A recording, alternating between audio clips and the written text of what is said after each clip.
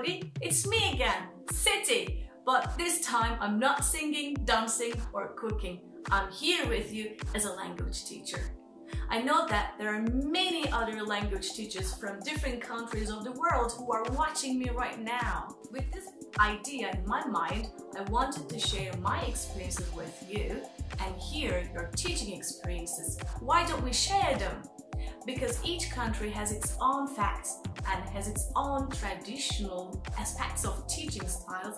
It is worth sharing. To be a big family of language teachers, you can also follow me on Instagram with the name City Kids TV. I know that it sounds like just for children, but it's not. Because we are all in the same ship with the parents, students and the schools. We are all in the same ship. We are trying to form our future to the best. And this is the only way. I mean, education and teaching is the strongest way of forming our future. So, you might be asking about my country. I'm from Turkey.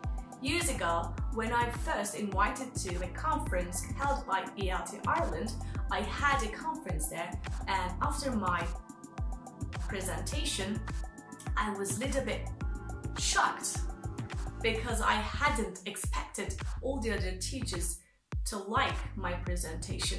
And there's a video on YouTube, you can also watch it again. At the end of this video, I saw the comments below and I was surprised by all the comments written by the other teachers around the world. So this inspired me to have a YouTube channel.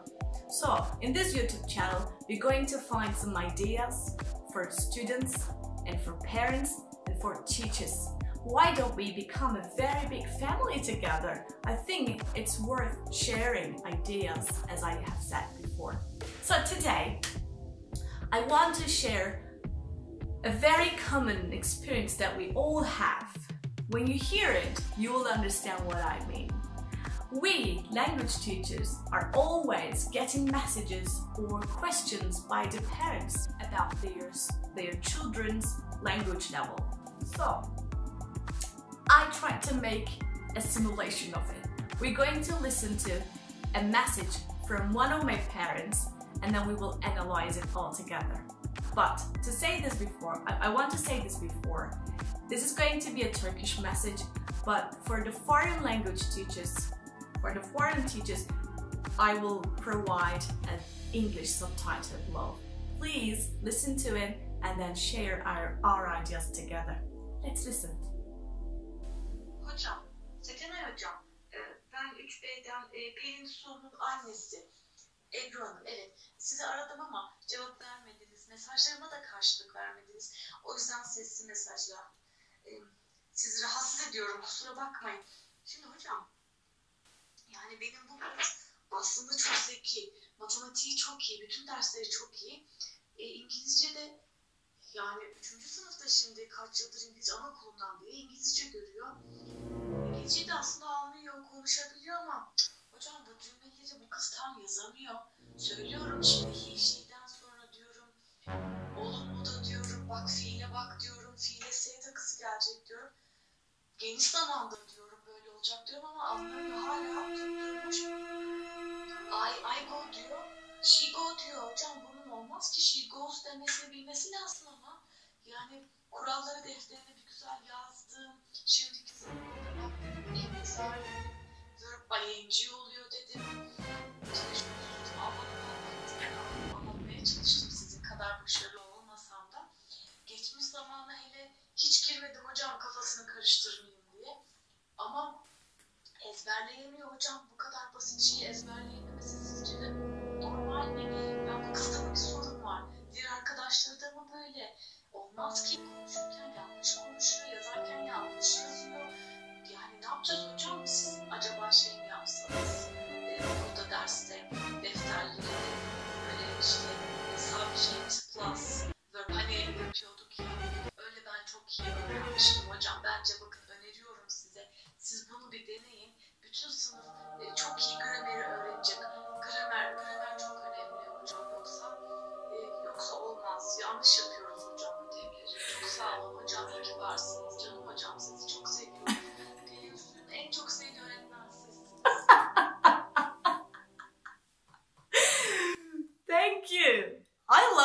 too.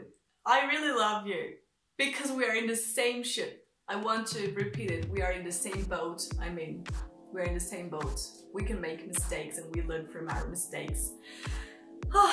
So, parents, our all dearest people, we are with you because we are working with you together.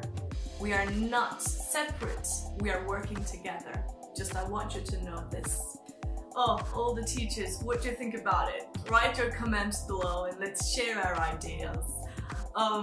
I know we all have such kind of experiences, but whatever you do, please and please put on your professional mask and then try to be as kind as you can be, alright? So, my suggestion, I always invite those parents to the school to talk face-to-face because face-to-face communication is always a better way. Okay, so now, grammar. What do you think about grammar? Grammar! With the kids, we love it. No. Grammar is a big topic to talk about, especially with the young learners. Look, I need to make something clear. I'm not going to talk about very young learners because they're very young learners, alright? They're very young.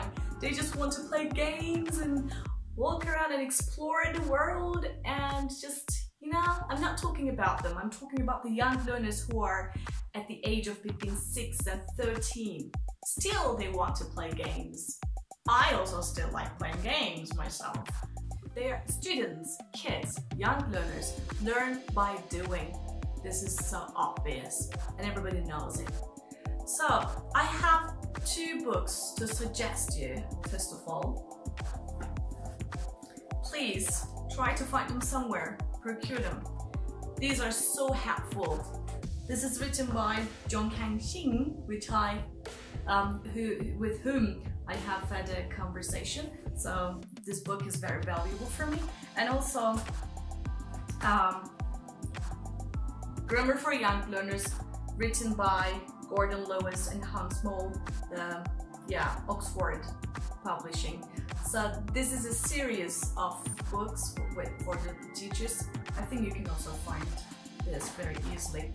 As I read on the books, I'm going to share my experiences, my ideas with the academic background, alright? So it's going to be something precise. At the end of this video, I will also provide you with a great suggestion that you can use in your classes. Just wait for it. Grammar. What is grammar? What is it or what is not? Grammar. So, let me look at my notes.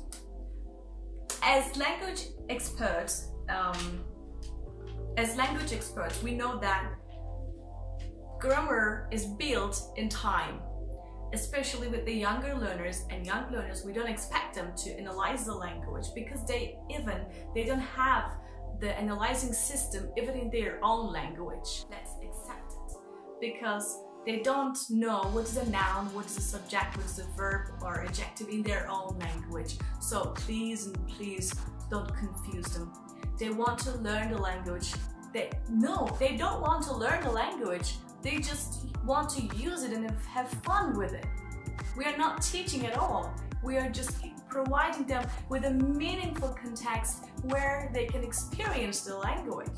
So, there is an advantage.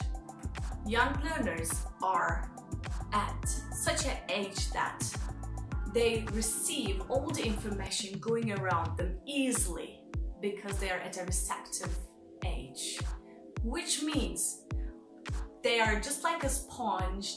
They listen to you, listen to you, listen to you, and when they are ready, they are trying to produce some type of language, slowly and slowly. We don't expect them to use the language properly at all. Even us, we can also make mistakes. I can still make mistakes and I am still learning. Today I learned something like composer phase. Have you ever heard it? Composer phase. It's like after being angry, you try to be calm and you have a composer phase. Right? Whatever. This is something I have learned today. So learning never stops because we are not native language speakers, we are still learning and trying to improve our language skills. So when it's about younger learners, they just want to experience it, they want to be involved with the language, and they want to be exposed to the language with games and songs. They really like it. So please, my lovely teachers, my lovely friends out there, don't use a native language when you are teaching something. Let them experience it, let them find the rules alone. Because grammar is a set of rules. Grammar structure is a set of rules. And also, you know what? Games have rules, which gives us a clue. Children love the rules. A game without rules is nothing for them. It's not challenging enough because kids love to be challenged. This is something good. And also, grammar is a system that helps make meaning more precise. If a student makes a grammar mistake, we can still understand him or her, but grammar helps him make the meaning more precise, obviously. We need them. I don't tell you that grammar is nothing for the children. They don't need it at all. No, I'm not saying it. I say we need the grammar, but it takes some time. Just be patient and try to have fun with the kids. And also, children are social beings. They love being social, they love being active, and they love using their intellectual skills. We can put them all together while teaching grammar. So I hear that you ask me how we can do this. I'm going to show an example of it later on. And as language teachers, if you are working with the young learners, our only aim in terms of grammar is to create grammar awareness. So grammar awareness is more important than using the language properly. Grammar awareness is more important than grammar knowledge. This is something we always need to keep in our mind. So sometimes I have such kind of things. As students sometimes come to me and they say, Miss Seti, of course they are using their first language and the English together. They mix the language together when they're saying, but I understand what they mean. They say, Miss Seti, there is a text and there it says I ate. I think it's a mistake. It needs to be I eat. Why they wrote it with A-T-E? I think it's wrong. This is something good. There are questions in our students' mind. This is something great. Grammar awareness. They are trying to question and find their own ways. See, they are trying to find the rules themselves. Don't tell the rules explicitly. Let them learn by playing games and into songs. So, what can we do? There's another thing that I want to share with you. In this book, there's a very good example of playing football. Yeah, they relate playing football to the teaching grammar. How? They say, let's think about football players. They know how to play football, right? And although they know how to play football, they need to practice a lot for a match. They need to practice and drill. They need to pass, and then they need to shoot the ball. Drilling, repetition, drilling. They have to do it to be a very good football player. So from this example, we can say that grammar has rules, and these rules need to be taught with drilling and repetition. But students will not be aware of it. They will just think that they are playing games and having fun, but they will be using the language, you know? They will start questioning and they will say, oh, I see why we say something like that, because there's a meaningful context. If you create a meaningful context, this is something good. As my parents said, writing on the notebook with subject plus verb, nothing. Don't do it. Please forgive me, but it's nothing. because it's not meaningful, because it's not fun, and their brain is just struggling, and they don't want to learn it that way. They just want to experience the language with games. This is what I want to say. So if I made a mistake, or if you want to add more, you can write in the comments. But now it's time to share my suggestion with you. There is a very good way of teaching 3 different tenses to the children. 3 different tenses. Yeah, simple present, simple past, and the future. I think these 3 are the main tenses to be taught for the young learners, right? So let's see, how can we teach it? Yeah, let's say we are using this as a board, all right?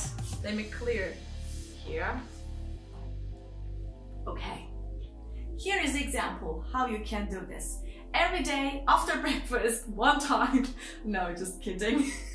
Okay, serious talk. Students need to learn these 3 tenses: simple present, simple past, and the future tense, simple future. They need to learn it because they want to share their experiences with you, what they did yesterday, and what are their plans for the weekend, or what they usually do, they usually don't do, whatever. They really want to share them with you, and there's a way of teaching it. They're going to they won't be aware of that you're teaching them something explicitly. This is what I did, and it worked a lot. I mean it. It worked a lot. Now the students are able to use these 3 tenses, of course with some struggles. But let's see. Every day before the lesson, after you greet them, please go on speaking English, don't switch to native language. Say, what day is it today? And write it on the board. What day is it today? And after that, nominate a student and listen to the answer. It's Monday today. And then you can ask the second question. What day was it yesterday? What day was it yesterday? Nominate another student. It was Sunday yesterday. It was Sunday yesterday. And ask this third question. What day will it be tomorrow? What day will it be tomorrow? It is? It was? It will be Tuesday tomorrow. It will only take a week, only a week. Only a week later, your students will be able to answer those 3 questions correctly. So, now what we did, we taught them is, was, and will be. They know it, and then after a while, they will come and start making up their own sentences using those 3 things. Is it enough? No. Let's go on. It's Monday today. Yes, it's Monday today. Nominate a student and ask, what do you usually do on every Monday? And write it here. What do you usually do on every Monday? And he will say, you need to help him a little bit. I always come to school. I always come to school. Write it on the board as well. And the second question, look, this is the most helpful one. Ask another student and say, what does your friend do every Monday? Repeat and write it here. What does your friend do every Monday? And he will say, he always comes to school. And then you say, you're right, but there's something important you need to know. He always comes to school on Monday. Again, he always comes to school on Monday. So in time, they will learn that, when we say he and she, there is a funny thing like this. See, they are finding the rules themselves in time. Be patient. In time. And after that, let's go on with the second question. Let's say, nominate a student and say, yesterday was Sunday. Hey Sally, what did you do yesterday? And there's a song that I always sing, like a riddle. What did you do yesterday? What did you do? What did you do yesterday? What did you do? What did you do? What did you do? You can say this with whole class, and believe me, in the second time they will sing the song before you do it. And after that she will say, yesterday I played games. Yesterday you played games? You should do this kind of things. Played games, right?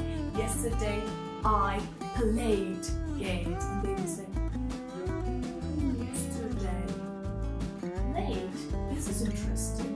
And in time, every time that you ask a student, try to get a different verb so that they can learn it in time. And you do the same with the future. They will most probably use be together. I will be go, but you can correct it. Alright? So tell them there's only one action verb. So, you know what?